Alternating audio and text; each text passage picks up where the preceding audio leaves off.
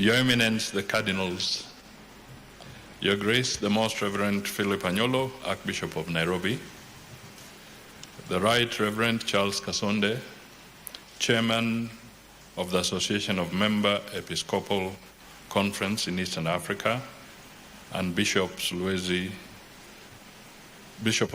Diocese, Zambia, the Most Reverend Maurice Muhatia, the Chairman of the Kenya Conference of the Catholic Bishops, and the Archbishop of Kisumu, the Very Reverend Professor Stephen Gare, the Rector and Vice Chancellor of the Catholic University of Eastern Africa, Your Excellencies Bishops and the Reverend Clergy, Your Excellencies the High Commissioners and Ambassadors, and also Madam Bangura,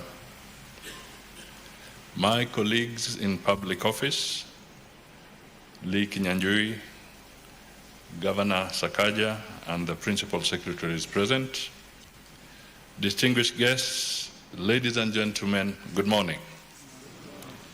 Now that we know that there's no free lunch in Nairobi, we'll have to be very cautious on where we go. At the outset, I take this opportunity to thank the Kenya Conference of the Catholic Bishops for the gracious invitation to join you today. I congratulate the bishops on the successful hosting of the 21st Plenary Assembly of the Association of Member Episcopal Conferences in Eastern Africa, here in Nairobi. I further commend the Chairman of the Plenary Assembly Preparatory Committee, the Most Reverend Anthony Moheria, and his team for their excellent preparations culminating in this memorable ceremony. It is an honor to represent His Excellency Dr. William Ruto, the President of the Republic of Kenya, at this important assembly of the Catholic Church in our region. On behalf of His Excellency, the President, the government, and the people of Kenya, I convey warm greetings and best wishes and reaffirm our heartfelt solidarity with the Catholic fraternity. Since its establishment in 1961 as the Interterritorial Episcopal Board of Eastern Africa, ITEBEA, the Association of Member Episcopal Conferences in Eastern Africa remains one of the region's premier organizations, contributing to regional integration, peace, and socio-economic development. Kenya commends the Plenary Assembly for timely focus on the pressing social, political, and pastoral realities of Eastern Africa. The special focus of this year's Plenary Assembly on youth mentorship, peace building, and governance reinforces our collective efforts to empower young people, promote good governance, and advance peace and security in the region. Unfortunately, conflicts across Africa continue to claim lives, fuel mass displacement, and deny millions of children their right to education. In the East and Horn of Africa alone, ongoing violent conflicts have today forcibly displaced over 20 million people. The United Nations estimates that as of June 2026, that is just last month, approximately 118 million children in Africa were out of school due to violent conflict and climate change emergencies. In Sudan, for example, the UNHCR reports that around 14 million people have been displaced since the war erupted in 2023, creating the world's largest displacement crisis. Nearly half of all schools are no longer operational, disrupting the education of approximately 13 million children. This has put the future of an entire generation at risk. Sudan's humanitarian crisis demands sustained collective action.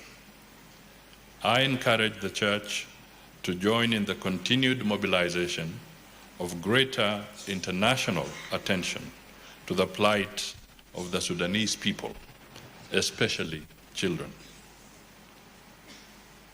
At this juncture, we pay special tribute to the late His Holiness Pope Francis for his personal commitment to advancing peace and reconciliation in South Sudan. The Catholic Church remains a trusted actor in peace building across Africa, including its notable peace efforts in the Democratic Republic of Congo. In doing so, the Church perpetuates the message of our Lord Jesus Christ in John chapter 14, verse 27, often proclaimed in the Catholic liturgy, "Peace I leave with you, and my peace I give you." This is a peace that goes beyond mere absence of conflict to a deeper reconciliation, unity, and hope. Moreover, the Catholic Church has made immense contribution to our country's socioeconomic development, including schools, hospitals, tertiary colleges, and institutions of higher learning.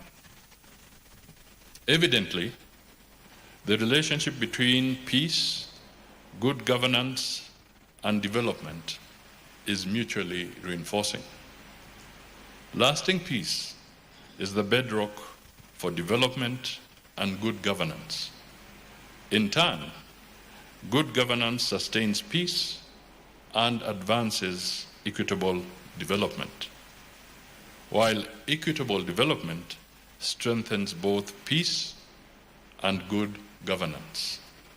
It is difficult to advance any one of these in the absence of the others. His Excellency President William Ruto continues to spearhead equitable development across the country, to champion regional peace and security, and to place young people at the heart of the government's priorities. We welcome the focus of the 2026 Plenary Assembly on youth mentorship. It reflects our convergence of purpose to empower young people across the region to secure shared intergenerational prosperity.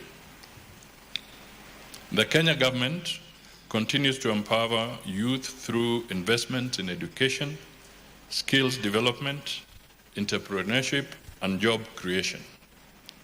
A key initiative is the 20 billion National Youth Opportunities Towards Advancement, commonly known as NYOTA project, implemented in partnership with the World Bank. The project will empower over 800,000 young people through business grants, digital training, apprenticeships, and organized savings under the National Social Security Fund. I will leave my speech here, and I have attached a very short statistical annex outlining the government's investments in youths and education. To the young delegates gathered here today, you are the voice, energy, and future of our continent. Your participation in this assembly is a commitment to making a positive contribution to society. Let your ideas inspire innovation and your actions promote peace. Likewise, I urge you to remain morally responsible. While Kenya has recorded an overall decline in HIV infections, young people aged 15 to 34 still account for more than half of all new infections. Again, I have attached a data annex to my statement for further discourse in this plenary. I call upon our young people in Kenya and across the region to reject violence, divisive politics, and tribalism. No young and promising life should be sacrificed for political expedience. Elections will come and go. But our nation's unity, stability, and future must endure for generations to come. Effective democracy extends beyond elections to the delivery of tangible results by the elected leaders. As a recent survey by the Now Generation Network reveals, a majority of young people in Africa assess democracy not only by electoral cycles, but also by strong institutions, accountability, the rule of law, economic equity, the fight against corruption, rejection of unconstitutional changes of government, and meaningful improvements in people's lives. I encourage the youth to embrace digital technology and be our champions in AI innovation. Equally, I urge you to exercise personal responsibility online, ensuring that your social media activities safeguards rather than jeopardizes opportunities such as scholarships, visas, and employment. And I speak now wearing the official hat of Foreign Minister. We are seeing increasingly young people being denied an opportunity to further their ambitions and their desires because somewhere along the line, their social media platforms have undesirable content.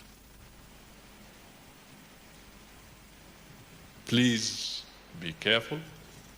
You could lose your scholarship. You could lose your opportunity elsewhere.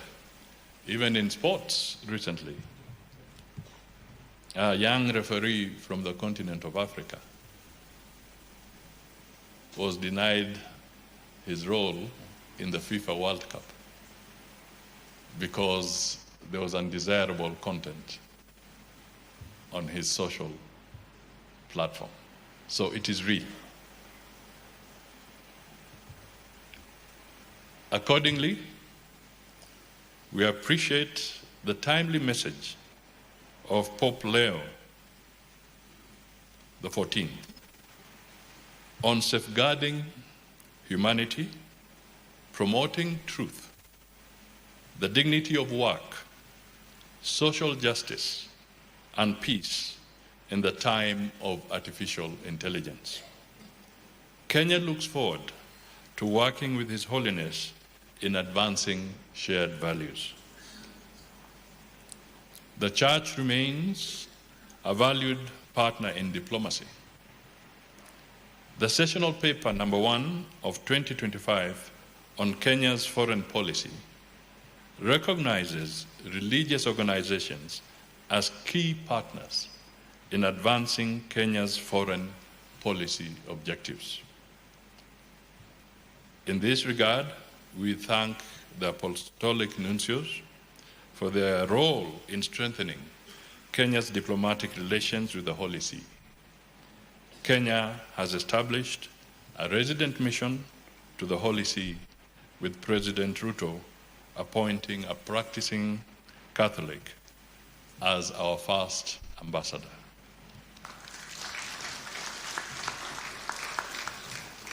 Notably, since the attaining of independence in 1963, Kenya has been honored by the pastoral visits of Pope John Paul II in 1980, 1985, and 1995, and Pope Francis in 2015. Likewise, President Ruto met Pope Francis during the G7 summit in Italy in June 2024. In April 2025, he traveled directly from his state visit to China to attend the late Pontiff's Requiem Mass in Vatican City. Kenya's partnership with the Catholic Church remains strong, from the highest levels of leadership to parishes across the country. As we continue to pray for the beatification of the servant of God, Cardinal Otunga, former Archbishop of Nairobi, we also celebrate the beatification of missionaries on Kenyan soil, including the Blessed Irene Stephanie, fondly known as Nyada, whose beatification in Nyeri in 2015 was the first ever held in Eastern Africa, and the Blessed Maria Carola, beatified in Meru in 2022. Finally, I commend the leadership and management of the Catholic University of Eastern Africa for successfully hosting this important regional conference. Your capacity to host high-level gatherings is contributing to Kenya's conferencing diplomacy, positioning the country as a preferred destination for meetings, incentives, conferences, and exhibitions, commonly known as MICE. I encourage you to continue enhancing your capacities and services in tandem with Nairobi's growing role as an international diplomatic hub. As we look to the future, we remain committed to the partnership with the Catholic Church in its apostolic mission of building bridges of communion, hope, justice, and good governance for the benefit of our nation, region, and humanity. Ladies and gentlemen, I'm about to walk off the podium. But let me just point out a few things. I was challenged by the governor's youthful journey. For purpose of the youth who are listening, I had my own adventure as well.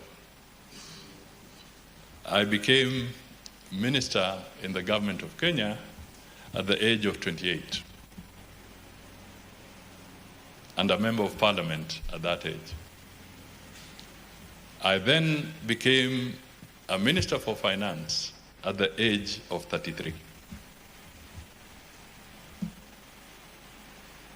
So I helped shape the economy of this country.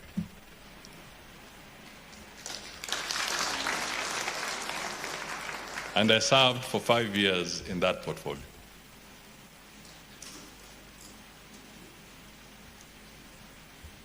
So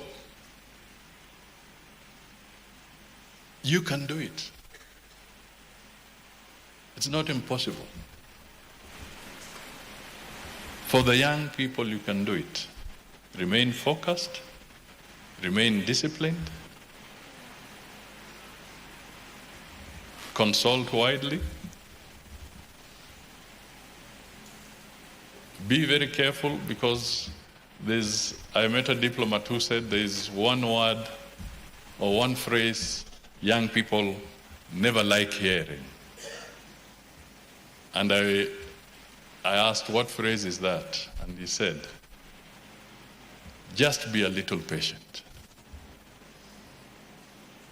That simple phrase to the young people, just be a little patient.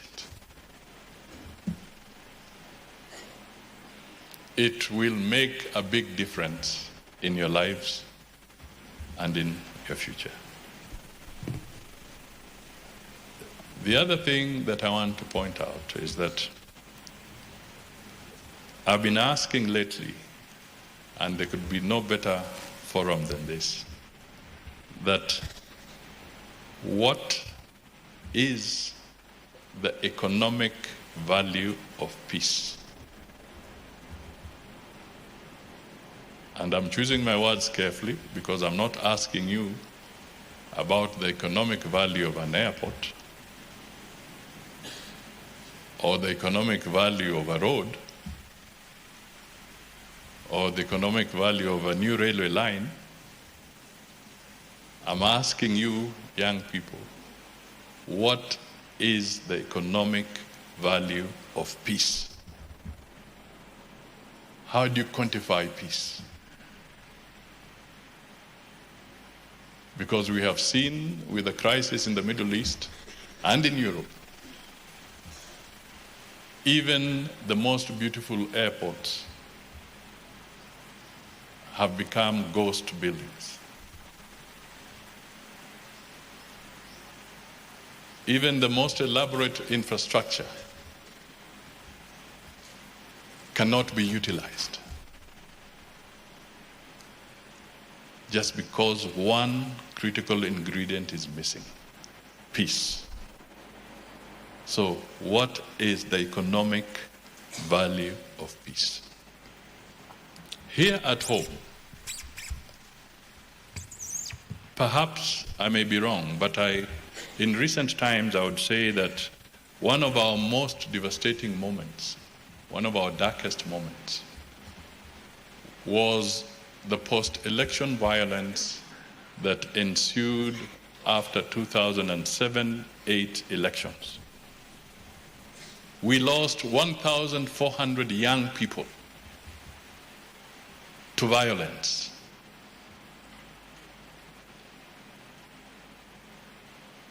Violence from Gunism, violence from bullets, both ways.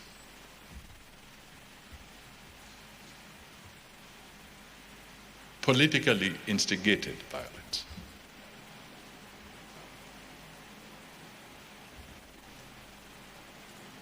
I had the opportunity with others, both in opposition and in government, including President William Ruto. We spent 42 days at Serena under the chairmanship of the late Kofi Annan, the late Benjamin Mkapa of Tanzania, and Her Excellency Gracia Machel, the wife of Nelson Mandela, brokering peace in this country. And from there emerged the 2010 Constitution. From that conversation. A constitution that is today dubbed as perhaps the most progressive constitution within the region in recent times. Let us reform. Let us change. Let us build our nations. Let us bring peace. but let us avoid bloodshed.